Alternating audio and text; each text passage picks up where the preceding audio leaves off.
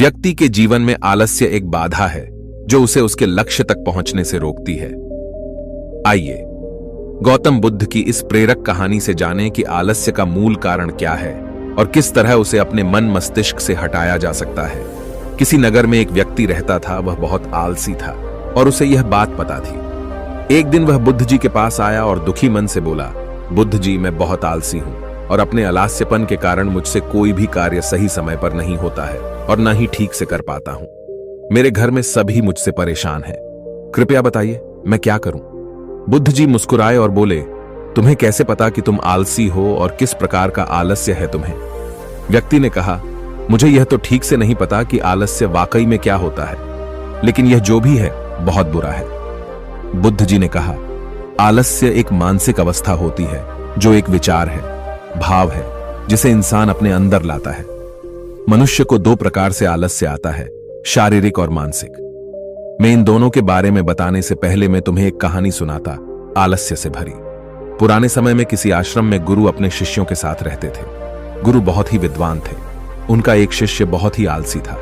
उसकी शिक्षा पूरी होने वाली थी, लेकिन वह समय का मूल्य नहीं समझ सका था। शिष्य आलस्य की वजह से आज का काम कल पर टाल देता था।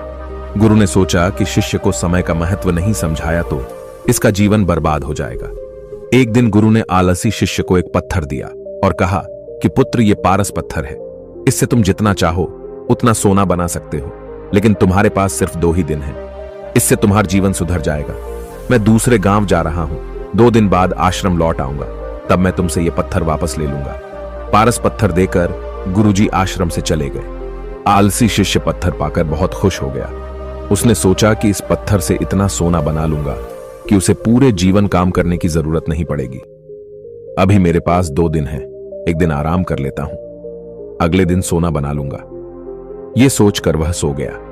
पूरा दिन और पूरी रात आराम करने के बाद जब वह उठा तो उसने सोचा कि आज बहुत सारा लोहा लेकर आना है और उसे सोना बनाना है, लेकिन इससे पहले खाना खा लेता हूं, फिर काम करूंगा। उसने पेट भर खाना खाया तो उसे नींद आने लगी। अब वह सोचने लगा कि कुछ देर सो लेता हूं, सोना बनाने का काम तो छोटा है, शाम को कर लूंगा। उसे नींद आ गई। शाम हुई और उसकी नींद खुली। सूर्यास्त हो चुका था।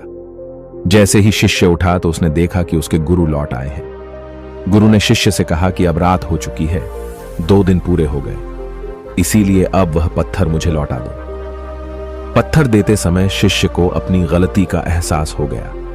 उसे समझ आ गया कि समय मूल्यवान है, इसे आलस्य से बर्बाद नहीं करना चाहिए। इस एक बुरी आदत की वजह से कई बार बड़े बड़े अवसर भी हाथ से निकल जाते हैं, इसीलिए आलस्य को तुरंत त्याग देना चाहिए। कहानी को खत्म करते हुए बुद्ध जी ने अब शारीरिक और मानसिक आलस्य के बारे में बताना शुरू किया। शारीरिक आलस्य का कारण भोजन है। जब हम ऐसा भोजन करते हैं जिसमें खुद कोई जीवन नहीं है तो शरीर के लिए बोझ बन जाता है और फिर यह आलस्य पैदा करता है, क्योंकि हमारा शरीर भोजन से मिलने वाली ऊर्जा पर चलता है। जैसा भोजन हम इसे देते हैं वैसी ऊर्जा यह हमें देता है। इसलिए आलस्य से बचना चाहते हो तो आराम और आसानी से पचने वाला भोजन करो जो प्राकृतिक रूप से हमें मिलता है। शारीरिक स्तर पर ही दूसरा कारण है सही से ना बैठना, सही से ना सोना और सही से ना चलना। बुद्ध जी ने आश्रम के भिक्षुओं की तरफ इशारा किया और कहा, देखो, इन भिक्षुओं को ध्यान से देखो। इनके चलने, बैठने और लेटने में संतुलन है। जब ये चलते हैं तो इनके पैरों के बीच तालमेल होता है। बैठते हैं तो गर्दन ऊपर और रीढ़ की हड्डी बिल्कुल सीधी होती है। जब लेटते हैं तो शरीर बिल्कुल स्थिर और तनाव रहित होता है, जिससे वे आरामदायक और गहरी नींद लेते हैं। व्यक्ति बोला, क्या पर्याप्त नींद आवश्यक है? बुद्ध बोले, हाँ, न कम न अधिक। यदि रात को पर्याप्त नींद नहीं लेते हो तो कल का दिन आलस्य और थकान से भरा होगा। व्यक्ति ने कहा, आपने सच कहा, यह मैंने भी महसूस किया है। बुद्ध बोले, शारीरिक स्तर पर तीसरा कारण है सुबह जल्दी ना उठना।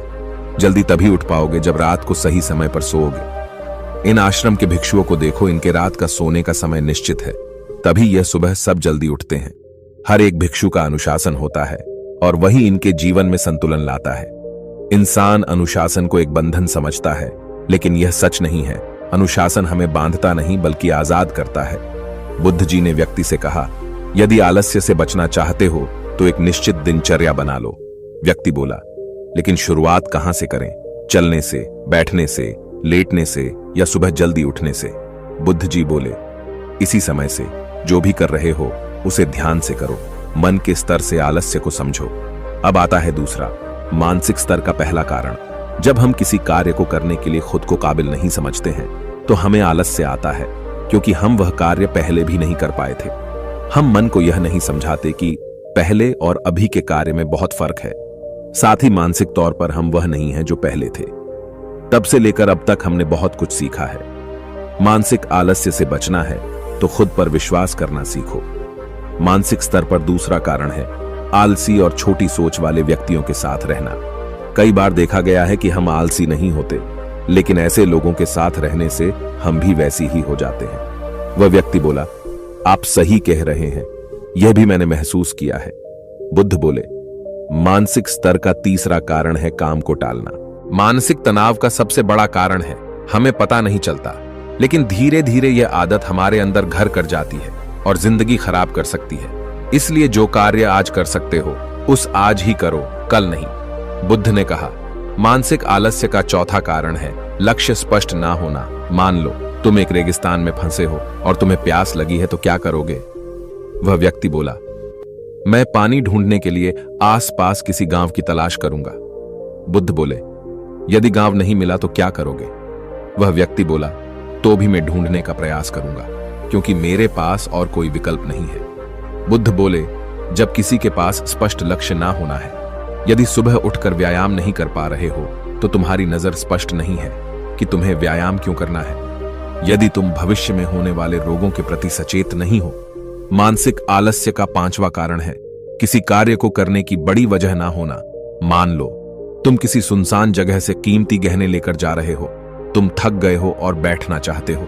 यह सोचकर तुम पेड़ के नीचे बैठ जाते हो। तुम देखते हो कि सामने से कोई डाकू आ रहा है, तो क्या ऐसे में भी तुम्हारा आलस्य तुम्हें भागने से रोकेगा? वह व्यक्ति कहता है, नहीं, तुम्हारा आलस्य सिर्फ उन्हीं कार्यों को करने से रोकता जिन्हें करने की बड़ी वजह नहीं होती है। बुद्ध ने कहा, मेरी बात ध्यान से सुनो।